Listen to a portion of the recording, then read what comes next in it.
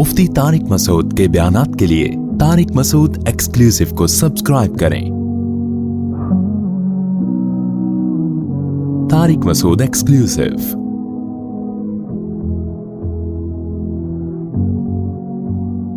आगे फरमाया अतअमुरून अन्नास बिल बिर्रि व तंसौन अनफुसकुम।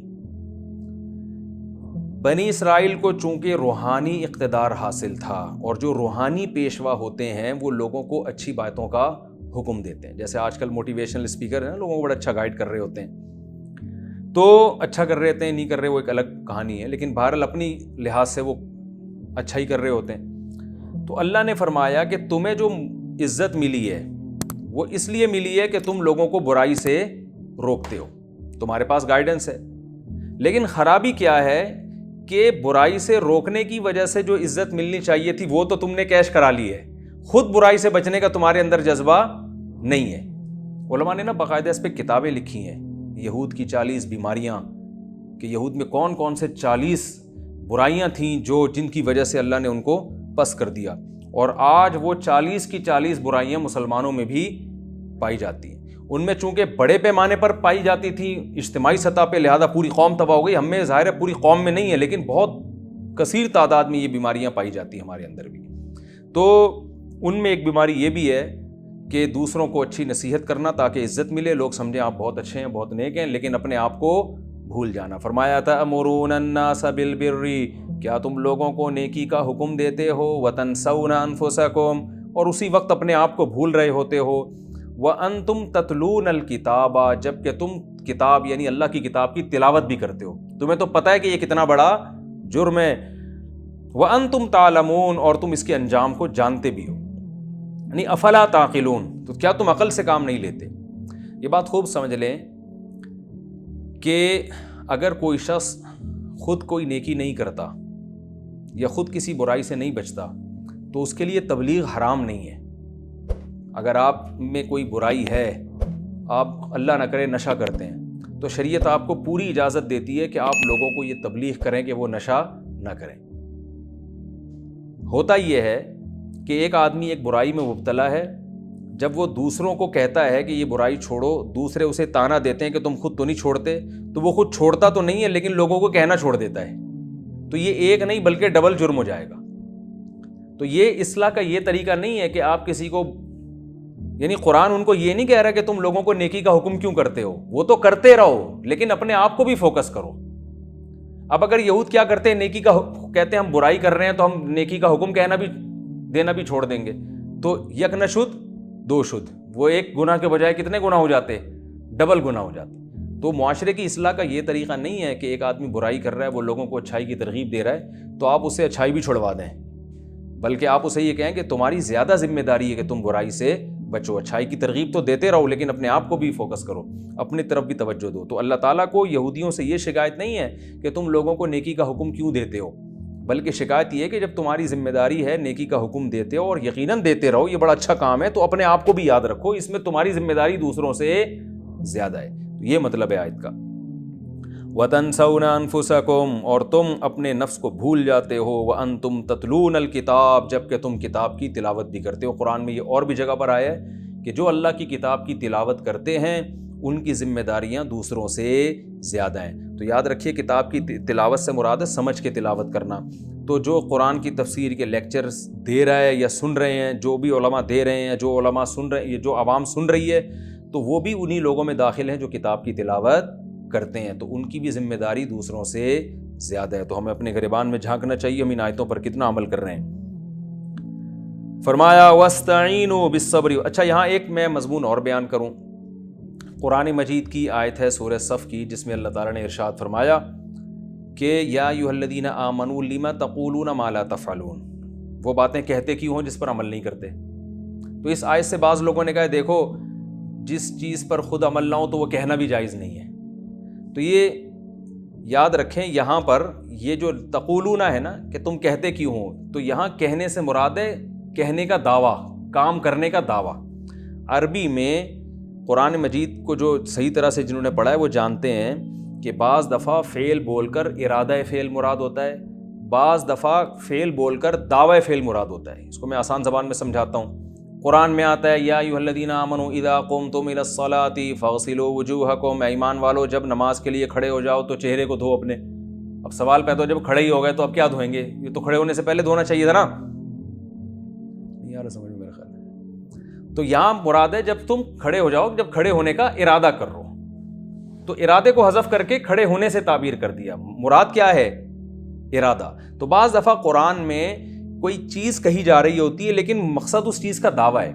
تو قرآن کی جو آیت ہے نا سورہ صف میں 28ویں پارے میں، جس میں آتا ہے ایسی بات کہتے کیوں ہو جس پر عمل نہیں، تو اس سے مراد ہے ایسی بات کا دعویٰ کیوں کرتے ہو جس پر عمل کرنا نہیں ہے۔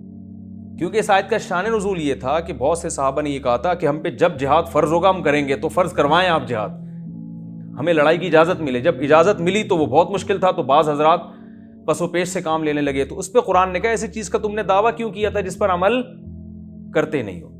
تو دعویٰ کیا تھا کہ جب جہاد فرض ہوگا سب کے سب جائیں گے، تو اب بعض لوگ اس میں پیچھے ہٹ رہے تھے۔ تو ایسا کیوں ہٹ رہے ہو تم پیچھے؟ اس میں جو ہے نا پس و پیش سے کام کیوں لے رہے ہو؟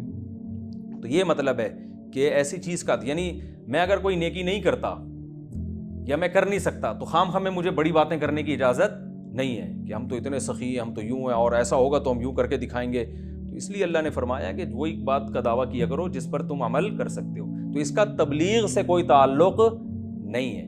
تو علماء کا اس پر اجماع ہے کہ اگر آپ کے اندر کوئی برائی ہے تو آپ، یا کوئی نیکی آپ کے اندر نہیں ہے، تو آپ تبلیغ اس کی کر سکتے ہیں دوسروں کو۔ بلکہ علماء نے تو یہاں تک لکھا ہے کہ اپنے اندر سے اگر کوئی برائی چھڑوانا چاہتے ہیں تو اس کے خلاف بولنا شروع کر دیں۔ تو یہ بھی ایک نسخہ ہے کہ آپ سے وہ برائی چھوٹ جائے گی۔ آپ اگر نشہ کرتے ہیں تو شراب کے خلاف تقریریں شروع کر دیں، آپ خود آپ کے اندر ایک دل میں بات بیٹھ جائے گی کہ یہ کیا چیز ہے، یہ بری چیز ہے۔ ہاں، دعویٰ نہ کریں کہ میں شراب نہیں پیتا، میں بہت نیک ہوں، حالانکہ آپ چھپ چھپ کے پیتے ہیں، ٹھیک ہے نا، تو یہ دعویٰ غلط ہو جائے گا۔ آپ نہیں پیتے، میں مثال دے رہا ہوں۔ اللہ نے فرمایا وَاسْتَعِينُوا بِالصَّبْرِ وَالصَّلَاةِ، اور مدد طلب کرو صبر کے ذریعے اور نماز کے ذریعے۔ وَإِنَّهَا لَكَبِيرَةٌ إِلَّا عَلَى الْخَاشِعِينَ، صبر کا معنی ہے روکنا۔ میں اس کی پہلے بھی تشریح کر چکا ہوں، مجھے یاد نہیں پوری طریقے سے، میں دوبارہ کسی موقع پہ ڈیٹیل میں اس کو بیان کروں گا کہ صبر کا لغوی معنی کیا ہے؟ روکنا۔ مسبورہ اس مرغی کو کہا جاتا تھا جسے نشانہ باندھنے کے لیے، نشانہ سیکھنے کے لیے باندھ دیا جاتا تھا، روک دیا جاتا تھا اس کو۔ تو نبی نے منع کیا صلی اللہ علیہ وسلم نے کہ مرغیوں پہ اس طرح نشانے بازی مت سیکھو۔ تو اپنے آپ کو کیا کرنا؟ روکنا۔ تو یعنی انسان خواہشات کے پیچھے چلتا ہے، تو اللہ یہودیوں کو حکم دے رہے ہیں کہ خواہشات کی پیروی مت کرو، خواہشات کے خلاف چلنے میں جہاد کرو اور اپنے نفس کو روکو۔ تمہارا دل نہیں چاہتا ایمان لانے کا اور اپنی خواہشات کو قربان کرنے کا، کیونکہ جب اسلام لاؤ گے بہت سی چیزیں تم پہ حرام ہو جائیں گی جو کہ موسیٰ علیہ السلام بھی کر چکے لیکن تم مانتے نہیں ہو ان کو، تو بہت سی خواہشات تم سے چھوٹ جائیں گی۔ تو اس میں مدد کس سے طلب کرو؟ صبر کے، یعنی اپنے اندر یہ کوالٹی پیدا کرو۔ تو حدیث میں آتا ہے مَن یتصبر یصبرہ اللہ۔ سوال پیدا ہوتا ہے نا، صبر تو خود ایک مشکل کام ہے بھائی، ایک کڑوی دوا آپ سے پی نہیں جا رہی تو حکیم آپ کو یہ مشورہ دیتا ہے کہ بھائی چینی ملا کے پی لو، تو پھر تو پی لیں گے آپ، لیکن وہ کہہ رہے کریلے کا شربت ملا کے پی لو، تو آپ کہیں گے وہ کون سا آسان ہے بھائی؟ کڑواہٹ سے بچنے کے لیے تمہیں بچنے کی، یعنی کڑوا ذائقہ ختم ہو جائے کسی طریقے سے، تو آپ تو اور کڑوا ملانے کا حکم دے رہے ہیں۔ تو سوال یہ پیدا ہوتا ہے کہ صبر کرنا بذات خود بھی تو ایک مشکل کام ہے نا، تو جب وہ اتنا مشکل کام کر سکتے ہیں تو باقی چیزیں نہیں کر سکتے۔ تو یہاں قرآن بیان کر رہا ہے کہ صبر کے ذریعے تمہیں مدد ملے گی۔ اس کی تشریح حدیث میں ہے، آپ صلی اللہ علیہ وسلم نے فرمایا مَن یتصبر یصبرہ اللہ، جو صبر کرنا چاہتا ہے نا اللہ اسے صبر کی توفیق دے دیتا ہے۔ یعنی صبر ایک ایسی نیکی ہے جو دیکھنے میں مشکل لگتی ہے، لیکن اس نیکی میں اللہ کی مدد دوسری نیکیوں کی نسبت زیادہ ہوتی ہے۔ تو اب ہم یوں مثال دے سکتے ہیں، بھائی کڑوی دوا نہیں پی جا رہی تو ایک ایسا کڑوی چیز ملا کے پی لو کہ وہ ہے تو کڑوی لیکن وہ تمہیں اتنی کڑوی لگے گی نہیں جتنی یہ لگ رہی ہے سیم، لیکن اس کا ٹیسٹ کچھ اس طرح کا ہے، وہ تمہاری فطرت سے میچ کرتا ہے۔ تو یہ بھی کڑوی ہے، لیکن اللہ نے فرمایا یہ ایسی چیز ہے جو یہ مانگتا ہے نا اللہ سے اور کوشش کرتا ہے، تو یہ والی نعمت اس کو مل جاتی ہے۔ تو اور دوسرا نماز، کیونکہ نماز میں کیا فائدہ ہوگا کہ اللہ کی طرف دھیان، تو یہ ساری قربانیاں ہم اللہ ہی کے لیے دے رہے ہیں۔ تو جب اللہ سے دوستی ہو جائے گی نماز کے ذریعے، کیونکہ دیکھیں جب بھی کسی سے تعلق بڑھانا ہو تو اس کے ساتھ سٹنگ کا ٹائم ڈیوریشن کیا کر دیں، بڑھا دیں۔ سٹنگ کا ٹائم بڑھے گا تو ہیلو ہائی ہو جاتا ہے، شروع میں پہلی دفعہ آدمی ملتا ہے تو اجنبی سے لگتا ہے نا، تھوڑی دیر رہتے رہتے دوستی ہو جائے, کہتے ہیں لنگوٹی یار ہے بھائی, لنگوٹی یار. تو کیا ہے, اکٹھے ہی تھڑے پہ بیٹھا کرتے تھے, گٹر کے ڈھکنوں پہ بیٹھا کرتے تھے اور آوارہ گردی, تو وہ لنگوٹی یار بن گئے, وحشت ختم. تو اللہ سے دوستی کے لیے کیا ہے کہ اللہ کے ساتھ سامنے ہاتھ باندھ کے انسان کھڑا ہو. تو وہ جتنا زیادہ نماز پڑھے گا اتنا اللہ سے تعلق, اور جب اللہ سے تعلق بنے گا تو اللہ کے لیے قربانی دینا آسان, حکومت چھوڑنا, دولت کو قربان کرنا, جو یہودی جس کے لیے تیار نہیں تھے, تو یہ دونوں کام آسان ہو جاتے ہیں. تو اس لیے اللہ نے فرمایا نماز پڑھو, اور لیکن اللہ نے فرما دیا وَإِنَّهَا لَكَبِيرَةٌ إِلَّا عَلَى الْخَاشِعِينَ, لیکن یہ نماز ایک مشکل کام ہے مگر ان لوگوں پر جن کے دلوں میں اللہ کا خوف ہے. اب وہی سوال پیدا ہوتا ہے کہ اللہ تو ہمیں ایسا نسخہ دے رہا ہے جو بذات خود ایک مشکل ہے. بھائی نماز ہی اگر پڑھنی ہوتی تو باقی حکام پہ عمل نہیں کر لیتے, یہ تو خود ایک مشکل ہے. تو اللہ نے فرمایا اس مشکل کو آسان کرنے کا حل ہم تمہیں بتاتے ہیں کہ جن کے دل میں اللہ کا خوف ہے ان کے لیے مشکل نہیں ہے. اور ان خوف کی دو علامتیں, الذین یظنون انہم ملاقو ربہم, یہ وہ لوگ ہیں جن کا یہ گمان ہے کہ ہم نے اپنے رب سے ملاقات کرنی ہے اور اس کی طرف لوٹ کر جانا ہے. تو جن کو ہر وقت یہ گمان رہتا ہے ان کے لیے نماز پڑھنا مشکل کام نہیں. تو کیا مطلب, اس استحضار کو اور اس خیال کو بڑھا دو.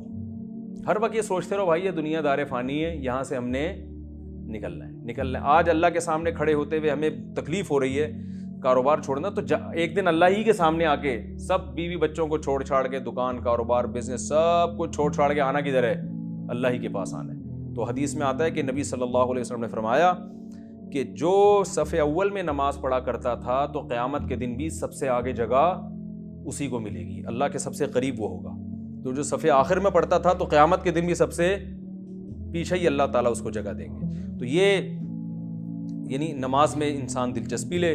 تو اللہ نے فرمایا کہ اور اس کے طریقہ کیا ہے, یہ استحضار کو بڑھایا جائے کہ اللہ سے ملاقات ہوگی. تو یہ سب کچھ دنیا جس کے لیے انسان اللہ کی نافرمانی کر رہا ہے, سب چھوڑ چھاڑ کے جانا کہاں ہے, اللہ سے. تو ابھی سے ہی دوستی لگا لیں, اچھا نہیں ہے. تو جب دوستی لگ جائے گی نماز کے ذریعے اللہ تعالیٰ سے, تو پھر اللہ سے ملاقات آسان بلکہ اس کی طلب بڑھ جائے گی.